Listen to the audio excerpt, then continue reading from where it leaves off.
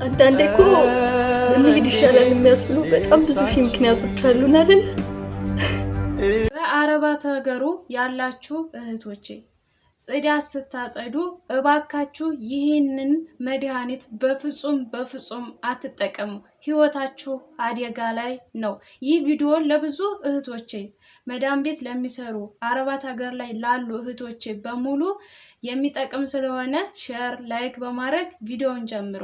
ሰላም ጤና ይስጥልኝ ውድና የተከበራችሁ የሸዋሌ ቲዩብ ተከታታዮቼ እንዴት ናችሁ? ደህና ናችሁ ወይ? እኔ ያለው እግዚአብሔር ይመስገን። የኔ ሰላም የበዛ የእናንተም ሰላም በያላችሁበት ቦታ በዝት ትርፍርፍ ይበልልኝ። ዛሬ እንግዲህ ለእናንተ በሚጠቅም በአዲስ ቪዲዮ መጥቻለሁኝ። እሱም ምንድነው እንግዲህ አረባት ሀገር ላይ ጽዳት ስናጸዳ የተለያዩ ሳሙናዎችን የተለያዩ ኬሚካል ነገሮችን እንጠቀማለን። በነገራችን ላይ ይህ የዛሬ የምሰራው ቪዲዮ የመጀመሪያ አይደለም። ከዚህ በፊትም የተለያየ ነገር እባካችሁ ተጠንቀቁ፣ ለዚህ አይነት በሽታ ትጋለጣላችሁ እያልኩ ሰርቻለሁኝ። ደግሞ እነኚህ ሁለት እህቶቼ ሲሰሩ በቆሻሻ በሚወርድበት ጎሬ ውስጥ እንግዲህ አንዳንድ ጊዜ ቆሻሻዎች ሲወርዱ ሊዘጉት ይችላሉ። ያንን አበስብሶ ልክ መድኃኒቱን ስታደርጉት እንትን ይላል፣ ያንን ቆሻሻውን ይበጣጥሰዋል ማለት ነው። እና ያንን ስታደርጉ ምን እንደሚያደርግ ያው እንግዲህ ቆሻሻ የበጣጠሰ እኛው ሰውነት ውስጥ ገብቶ ደግሞ ምንን እንደሚጎዳ ያው እናውቃለን ማለት ነውና እንግዲህ እነኚህ ሁለት እህቶቼ የአንደኛዋን ቪዲዮ እናያለን፣ ወደ ሁለተኛዋን ቪዲዮ አሳያችኋለሁ ማለት ነው። እና ይህንን ቪዲዮ ያገኘሁት ቲክቶክ ላይ ነው። ቲክቶክ ላይ አግኝቼ ወደ በዚህ እስኪ በዩቲዩብ ሰራ ይጠቀሙበት እህቶቼ፣ ለካ ለብዙ በሽታ የምንገለጠው እንደዚህ በራሳችን ነው ይሄን ማናደርገው ብዬ ስላሰብኩ ነው ይሄንን ወደ እናንተ ምሰራላችሁ። እና እህቶቼ ጥንቃቄ አድርጉ። በተለይ እንደዚህ የሚሸት ነገሮች እኔ አሁን ነው፣ በፊት አዲስ እንደሆንኩኝ ምንም አይመስለኝም ነበረ። ቃም ሳጥብ ክሎራክስ አለ ምንም አይመስለኝ ነበረ። እና እኔ አሁን እጄ ራሱ ያው ተመልከቱት ምን እንደሚመስል ማለት ነው። እግዚአብሔርን ይሄ ሁሉ ጊዜ እንትን ይለኛል ማለት ነው። እጄ እንዳለ እንትን ነው። እቃ ሳጥብ ምናምን እንትን አልጠቀምም ማለት ነው። አሁን ነው መጠቀም የጀመርኩትኝ እያደር ሲጎዳይ ማለት ነው። እና ደግሞ የክሎራክሱ ሽታ ልክ ሲወጣ ወደፊቴ አይንም በጣም አሁን ላይ ማቃጠል ጀመረኝ ማለት ነው። እና እየቀነስኩ መጣው ሲጎዳኝ ማለት ነው። እና እንግዲህ ይህንን ነገር ስታደርጉ ማንኛውንም ኬሚካል ነገሮች የቤት ማጽጃዎች ስትጠቀሙ አንደኛ ጓንት ማነው የመጀመሪያው ጓንት ትጠቀማላችሁ። ከዛ ደግሞ ማክስ በተጠቀሙ አሪፍ ነው። ከዛ ደግሞ የመጀመሪያው ይሄ ሁለተኛው ነገር ሆኖ ከዛ መቀጠል ደግሞ ራሱን የቻለ ቆሻሻ የሚያስወግዱ የሚመጡ አሉ፣ ቤት ውስጥ የሚያስወግዱ። እናንተ ግዴታ የለባችሁም። ምክንያቱም እናንተ ነገ ጧት የቲቢ በሽተኞች የካንሰር በሽተኞች ብትሆኑ ማንም ሊደርስላችሁ አይችልም። እና ይሄንን ነገር አሁን ሁለቱም እህቶች ሲጠቀሙ ምንም ነገር ያደረጉ ነገር የለም። እና የቲቢ በሽታን የሚይዘን ለብዙ አይነት በሽታ የምንጋለጠው ሳምባችን እንትን ይላል፣ ይደክማል፣ ልባችን ይደክማል። እያደር ነው። አሁን ለዕለቱ በተለይ አዳዲሶች ምንም አይመስለንም፣ ለዕለቱ ምንም ላይመስለን ይችላል። ግን እያደር ሰውነታችሁ ልክ እየደከመ ውስጣችሁን ሳምባችሁን እየጎዳው ሲመጣ እናንተ ትደክማላችሁ ማለት ነው። እና ትልቅ ጥንቃቄ አድርጉ። እንደዚህ ኬሚካሎችን ስትጠቅሙ ሽታ ያለው ሲወጣ አንደኛ አይናችሁ ይበልዛል፣ ሁለተኛ ደግሞ ሰውነታችሁን ውስጣችሁ ሳምባችሁ ላይ ገብቶ ሳምባችሁን ያኮማተራችኋል። ከዛ የቲቢ በሽተኛ ትሆናላችሁ፣ ከዛ የልብ በሽተኛ ትሆናላችሁ፣ ከዛ ደግሞ የካንሰር በሽተኛ ትሆናላችሁ፣ ለተለያዩ በሽታ ትጋለጣላችሁ። ይህንን እንዴት እናደርግ ምናምን ልትሉት የሰው ቤት እኮ ነን ጽዳት ነው እኮ የመጣ ነው ልትሉ ትችላላችሁ። ግን የተለያየ መጠቀሚ አለ እንጂ ገና ለገናው ሰራተኛ ነን ብለን ራሳችንን ማጣጣል የለብንም።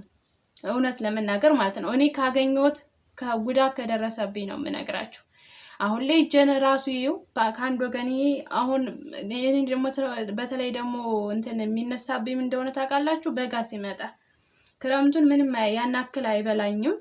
በጋ ሲመጣ በጣም ያሳክከኛል እጄን ማለት ነው። እቃ ሳጥብ ምናምን በበጋ ያው ብዙ ስራ ስለሚበዛ ታውቃላችሁ በጋ ላይ በጣም ስራ ይበዛል ማለት ነው እና ስሰራ እጄ በቃ እንዳለ እንትን ይላል ማለት ነው። አላርጅክ በቃ አሁን ላይ አላርጅክ በቃ እንትን ብሎብኛል ማለት ነው።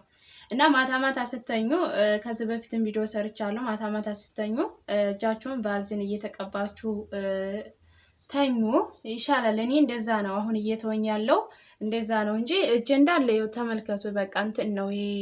ይሄ ያያችሁት ከአንድ ወገን እንትን ብሎ ይሄ ጠቁሮ እና ጥንቃቄ ማድረግ አለብን።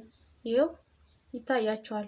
ይሄ አሁን ሰሞኑን አሁን ሽሮ ነው እንዳለ ድብድብ ብሎ የሆነ መግል አዝሎ ማለት ነው። ይሄ አንድ ሰውነታችን ላይ ነው።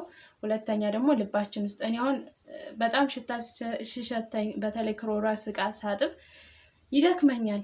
በእውነት በፊት ምንም አይመስለኝም ነበር። አሁን ልቤን ይፍቀኛል። ለማስመለስም ራሱ የሚከጀለኝ ጊዜ አለ ማለት ነው። አያችሁ ውስጥ ሳምባችሁ ሲጎዳ ልባችሁ ሲደክም ከቀኑ እያለ ውስጣችን ይጎዳል ማለት ነው። ስለዚህ ጥንቃቄ ማድረግ አለብን እንጂ ገና እንደዚህ ነኝ የመጣሁት ለስራ ነው በቃ እንደዚህ ነው ብለን እንደዛማ መሆን የለበትም። መጠንቀቅ አለብን። ለነገሮች ሁሉ መጠንቀቅ አለብን። አንዱን ከአንዱን ደግሞ መድኃኒት ማቀላቀል የለብንም። እንዴ ቆሻሻ የበጣጠሰ አልወርድ ያሉትን የምግብ እንትኖች የበጣጠሰ እኛ ሰውነት ላይ ሲያርፍ ምንድን እንደሚያደርገን ታውቃላችሁ?